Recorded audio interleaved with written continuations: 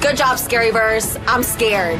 It's double eviction night in the Big Brother house, and with the stakes higher than ever, will the house guests be able to evict public enemies number 1 and 2 back to back? Or will the Scaryverse bring an undead twist the likes of which we've never seen before? Girl, what the hell is this? I'm scared. Raise your hand if you're scared. Let's get into episode 22 of Big Brother 25. I'm Anna Rumor, and this is Pop Culture Social Call. We pick up with Cam and America on the block after the veto ceremony, and the schism in the house is schisming once again. Mimi and Cirie are worried about Jag, Matt, Blue, America, and Corey banding together, and I'm worried about Mimi tying herself to the mast of a sinking ship. No offense, Cirie, you know what I mean. And speaking of that, Blue says she wouldn't nominate her showmance Jared this early in the game, which, read the room, kitty girl, everyone hates your boyfriend. And that can be definitely a problem for all of us. And something's afoot with the Scaryverse. But zo re omi for t e o e o ne e ha t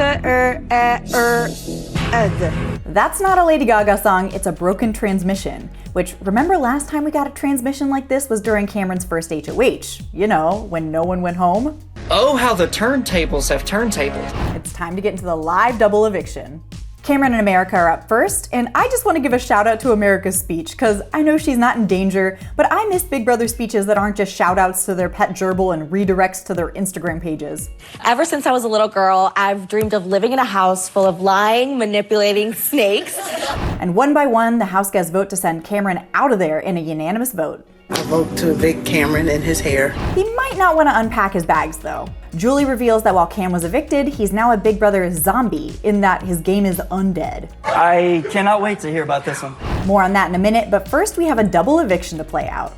In the first competition of the night, we have everyone but Jared facing off in this Soulmates challenge, and it's Corey who buries the competition and wins HOH. This is perfect for the majority of the house. They've been gunning for Jared to go home next, and who better to send him than the guy who got in a huge fight with him last week?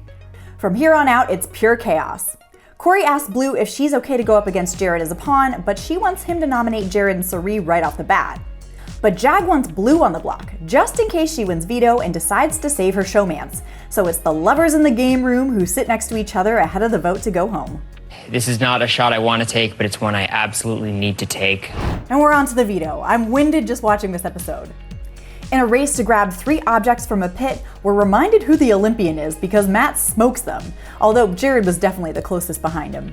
Matt keeps nominations the same, and while Jared pleads with the relationships he's made in the house to keep him safe, who can argue with this?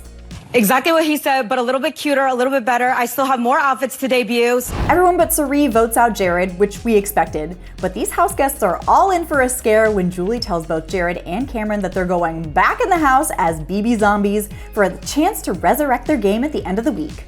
That's right, there's no HOH, no nominations, no veto this week, and no Wednesday episode. I love a double elimination that ends with no one leaving. I don't know, what did you think? Let me know in the comments. You know we'll be following along as the Scaryverse turns this game into a horror movie, so like and subscribe, and head over to popculture.com for the latest in entertainment news. Until next time, I'm Anna Rumor, and this is Pop Culture Social Call.